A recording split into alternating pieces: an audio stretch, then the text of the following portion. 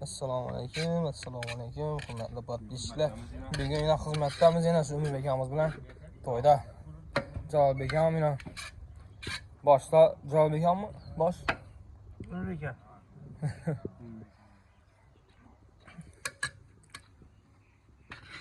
Jalolbek aka, chekmoqdan beri Porsche gatasiz ha? O'yin bo'ldi. Bazı endi xudo xohlasa moda ham endi bu binasi buni. Jaylari falan oldu. Jaylari bang. Yıkamanda yanışang. Tamam. Necha kilo bastınız bu xudo xohlasa? 12 kilo. 12 kilo. Xudo xohlasa endi necha odam yetadi taxminan?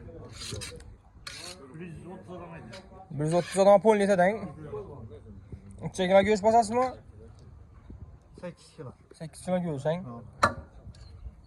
Geçen hem 8 kilo getading. Dolardan 8 kilo. Doğrudan 8 kilo geçti. Şundan necha kilodan bo'ladi unda? Общий kilosu mu? He. 10 kilo olading. Tamam. Shunda 8 kilo chiqadi, to'g'rimi? Tamam. To'ylarni vaqtida chiqaverasizing polni. Tamam. Telefon nomerini aytib ketamizmi? 91'lik. 91'lik 916 916 0808. 0808'den polni getaverasiz. 0'dan ta da zakrit alasiz to'yni. To'y xizmatlari, palov. Ahırda ufadık gitemiz. Çasama çıkmışsa mesela bir toyunu alasın mesela ya. Pulovunu. Abi şu telefonu atıp geleversin de. Hem böyle gelişeslen. Mesela pulunu veremem, ben pulunu harcatlarından müzeyetinle dolduruladık bu. Baba. Bunun neler ama?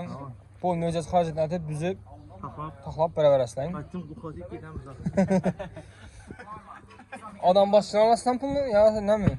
Kürsüye mi? Adam başa. Adam başına. Kürsüye alalım demedim bura.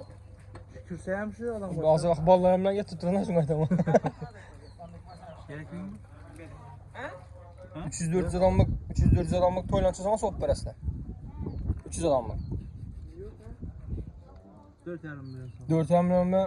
Gelişler en yine. Kayıtıp gelişip parasına. Gel şurada da var. 4 milyonlara biter mi? Bitirdi. 08'e tifur kilo verer lan. 93'lik deriz mi? 91'lik. 91'lik 916 08'e tifurup getlerse ben 10 ya oğlum hemmesi. cevap. Düz taşı istafan. Peçine seçinesi bağım hem möcünü. Hem Hiç sesi sana aralaşmıydı. Pulunu taşıydı işte. Şu ahırda ufadık gitemiz. Şu hatkalar bu bir de geçtiler. Bir like'lan bas veremiz, xudo xolasa. Bu oyunu jarayonini olib boramiz bugungi to'yni.